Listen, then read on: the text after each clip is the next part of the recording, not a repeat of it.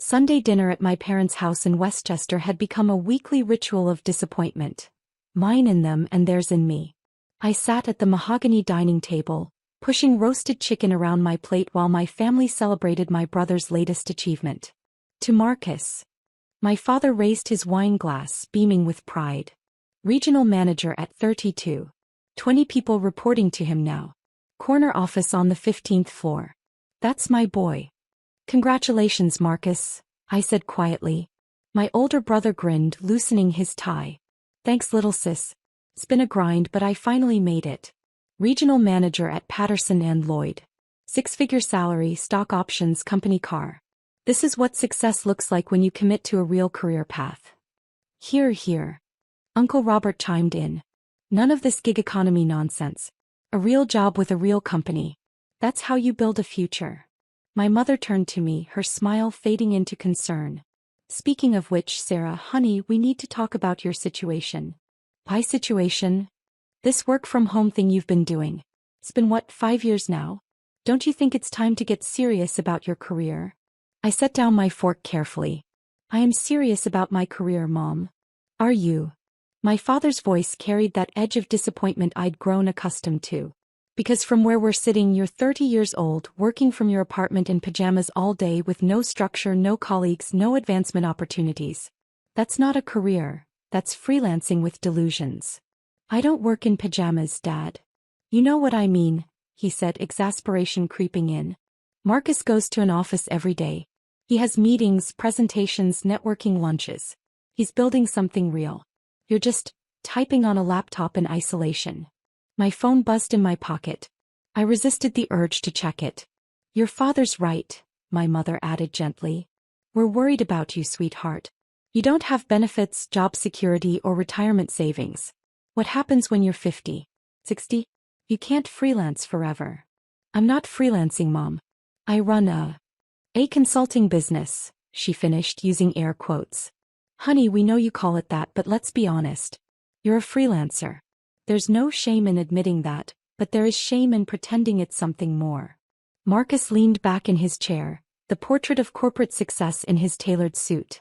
Sarah, I'm going to be real with you because I love you. The market is hot right now for people with your skills. Patterson and Lloyd is always looking for good people. I could get you an interview for an entry-level position in our marketing department. Real salary, real benefits, real career path. Entry-level? I'm 30. Because you wasted your 20s on this remote work experiment, my father said bluntly. Better to start late than never start at all. Marcus is offering you a lifeline. Take it. My phone buzzed again. This time I pulled it out, glancing at the screen.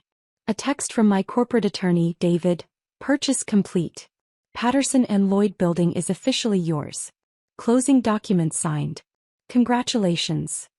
I couldn't stop the smile that spread across my face. What's so funny? My mother asked, frowning. Nothing. Just work stuff. Work stuff, Uncle Robert scoffed. See, this is the problem. Sunday dinner, family time, and you're still glued to that phone. When you have a real office job, you can leave work at work. But when you work from home, you never disconnect. It's unhealthy. Robert has a point, my father said. You're always working, Sarah. Always on that laptop or phone. You never take vacations, never seem to have money for nice things. This lifestyle is grinding you down. I like my lifestyle. Do you? My mother's voice was thick with concern. Because you drive a 6-year-old Honda, live in a 1-bedroom apartment, and as far as we can tell, you're barely scraping by. Marcus just bought a house in Scarsdale. A real house with a yard and 4 bedrooms. Good for Marcus. Don't be like that, Marcus said, his tone patronizing. I'm not bragging. I'm trying to show you what's possible when you commit to a traditional career. I started at Patterson and Lloyd making $42,000. Now I'm pulling in $160 with bonuses. That's career progression. That's stability. Marcus is right, my father said firmly. You're smart, Sarah. You could do well in a corporate environment. But you have to be willing to give up this fantasy that working from home in sweatpants is a viable long-term strategy. I don't wear sweatpants to work. The point stands, he continued. You're isolated, you're struggling financially, don't deny it, we have eyes, and you're wasting your prime earning years on something that isn't sustainable. We want better for you. My phone buzzed a third time. David again. Building manager has been notified. All existing leases terminate in 90 days per acquisition clause. Let me know when you want to schedule the tenant meetings. I typed back, schedule them for this week. I want to meet with Patterson and Lloyd representatives first. Who are you texting? My mother asked suspiciously. Is it a client? On Sunday. Something like that. This is exactly what we're talking about, she exclaimed. You can't even enjoy a family dinner without working. This isn't healthy, Sarah. You need boundaries. You need structure. You need a real job. Define real job, I said, looking up from my phone. Oh, don't start with the semantics, Uncle Robert groaned. You know what a real job is. You go to an office, you work with a team, you have a boss and colleagues and regular hours. You build something with other people, not alone in an apartment. And you get respect, Marcus added. When I tell people I'm regional manager at Patterson and Lloyd, they're impressed. What do you tell people? That you do consulting? That's code for unemployed. The table laughed. Even my mother smiled, though she tried to hide it. I'm trying to help you, sis, Marcus continued. Patterson and Lloyd is a great company. We're in that beautiful building downtown. You know, the one, the glass tower on Madison Avenue. 15 floors of prime Manhattan real estate. Gym, cafeteria, rooftop deck. That's where successful people work. Not from their apartments. I took a sip of water, keeping my expression neutral. Tell me more about the building. Why? My father asked. Finally interested in a real career? Just curious about where Marcus works. Marcus brightened, always eager to talk about himself. It's incredible. State-of-the-art everything. The building was just acquired by some investment firm, actually. Our CFO mentioned it at the all-hands meeting last week. New ownership, but nothing's changing operationally. We're locked in for another 3 years on our lease. 2 years actually, I corrected quietly. What? Your lease is for 2 more years, not 3. And there's an acquisition clause that allows new ownership to terminate with 90 days notice if they plan to redevelop or change the building's use. Marcus stared at me. How do you know that? Lucky guess. That's oddly specific, my father said, his eyes narrowing. Sarah, what's going on? Nothing. Just making conversation. My phone buzzed again. This time it was my CFO, Jennifer. Board approved the renovation plans. Patterson and Lloyd's floors will be converted to our new headquarters. Construction starts December 1st. This is going to be epic. I couldn't help smiling again. Okay, that's it, my mother said, setting down her fork. What are you smiling about? What's on that phone that's so important? Just some good news about a project I've been working on. What project? Marcus asked.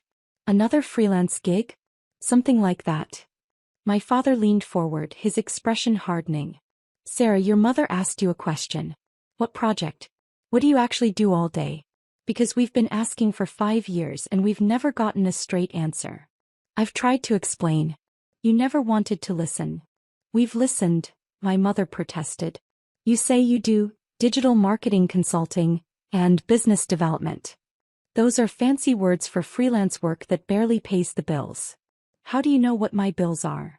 Because we're not blind, my father exploded. You live in a tiny apartment, drive an old car, never go on vacation, always claim you're too busy to join us for events. These are signs of financial struggle, Sarah.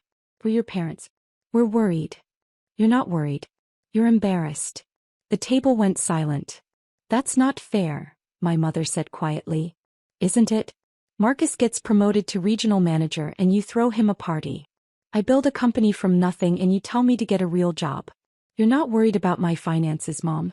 You're worried about what your friends think when they ask what I do. What company? Uncle Robert demanded. Sarah, you keep saying you run a company, but none of us have ever seen any evidence of this so-called business. What's it called? Marcus challenged. This company of yours. What's the name? Apex Digital Solutions. Marcus pulled out his phone, typing quickly. His face was skeptical as he scrolled, then confused, then shocked. Wait. Apex Digital Solutions. The Apex Digital Solutions? The marketing firm. That's the one. You work for Apex? He asked, sounding impressed despite himself. I don't work for Apex. I own Apex. The silence was absolute. My father recovered first. Own? Sarah, don't be ridiculous. Apex Digital Solutions is a major firm. They have hundreds of employees, offices in 5 cities. You can't just. Founded it 7 years ago in my apartment, I interrupted. 347 employees now. Offices in New York, Los Angeles, Chicago, Austin, and London. Annual revenue last year was $238 million. This year we're tracking for $320 million. My mother's face had gone pale. $320 million, I confirmed. Apex Digital Solutions is mine. I'm the founder and I own 73% of the company. Marcus was frantically scrolling through his phone now, his confidence evaporating. Oh my God. Forbes listed you as one of America's most successful self-made women under 35. Incorporated magazine profiled you. TechCrunch called you the quiet genius of digital marketing. How did we not know this? Because you never asked, I said simply. You decided I was a struggling freelancer and nothing I said could change that narrative. But the apartment, my mother whispered. The car. You live like someone who invests every dollar back into her company instead of buying status symbols? Yes. I do. That 1-bedroom apartment costs me $8,000 a month because it's in Tribeca, by the way. I could afford a mansion, Mom. I choose not to. My father's hands were shaking. Why didn't you tell us? I tried to tell you. 3 years ago at Thanksgiving I mentioned Apex had just signed Netflix as a client. You changed the subject to Marcus's promotion to junior manager. 2 years ago at Christmas I said we'd opened our London office. You asked if that meant I was doing Zoom calls with foreigners. Last Easter I mentioned our Series B funding round raised $80 million. You told me to stop talking about work and pass the potatoes. The shame on their faces was almost satisfying. Almost. Sarah, Marcus said, his voice hollow. When you said you knew about the acquisition clause in our lease. The investment firm that bought your building? That's Apex Holdings, my real estate subsidiary. I bought the Patterson and Lloyd building 3 weeks ago. Closed on Friday. Marcus's wine glass slipped from his hand, red wine spreading across the white tablecloth. You bought our building?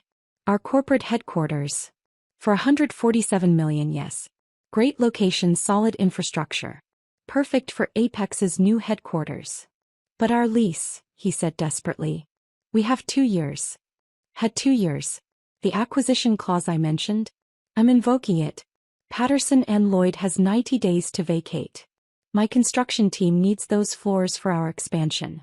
My father stood abruptly, his chair scraping loudly. You can't do this. You can't evict Marcus's company out of spite. It's not spite, Dad. It's business. Apex has outgrown our current space. We need 15 floors for our growing team. The Patterson and Lloyd building is perfect for our needs. Your son's company just happens to be in the way.